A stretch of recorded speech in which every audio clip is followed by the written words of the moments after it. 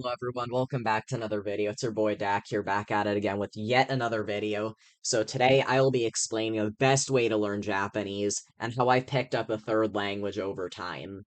So I don't exactly know the entire language, but I can say very basic phrases and have a very basic conversations with friends.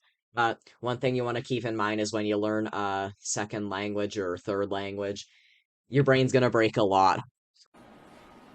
Hey, how about you smash right there? Smash right there! Right, so first up, flashcards. These things are going to be your best friend when it comes to studying the characters, which they're off screen right now, but I have a poster up. Can't exactly move my camera. Um, what you're going to want to do is write down the character, and then you're going to want to, um, if it's going to focus, you could write on the back of them the meaning, but those are for words. For the characters, which I don't use these because I've already mastered it. Um, you write them down, the character that you need to learn, then write down how to pronounce it. You'll get good at it very quickly. What I like to do is first of all, you go through the flashcards, you go, see if you know it, put it to the side, you pick the next one.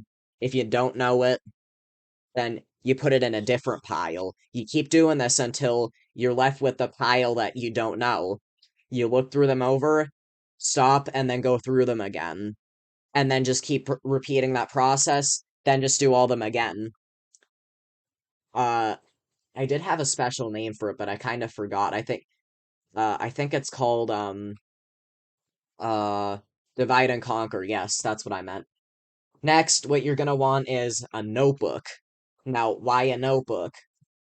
So basically, if you ever come across a phrase that you don't know or some song lyrics, very helpful. Write down all the phrases and yeah, see, write down all the phrases, write down all the words that you don't know, and just come back to them. Very helpful, okay? And another website I like to use is, or not website, but yeah, website. Duolingo is very helpful. You're gonna want to use Duolingo a lot. To learn these characters, Duolingo is another good way to learn them. Basically how I learned all of them. Kanjiquizzer.com. I will put a link in the description for each of these websites so you guys can check them out. Kanji Quizzer, very helpful for learning this kanji. But I think the flashcards are better at teaching you than the website, but still a good resource. I'll link it. Next, HeyJapan.com. Listen, that website, it's really good, but I think Duolingo's better. Hey Japan is more like for a backup of Duolingo. It's more like, a different voice, different lesson structure. It's more variety. You're gonna really, really want to utilize it. And that's basically it. If you guys enjoyed this video, please be sure to like and subscribe, and I'll catch you guys in the next video. See ya!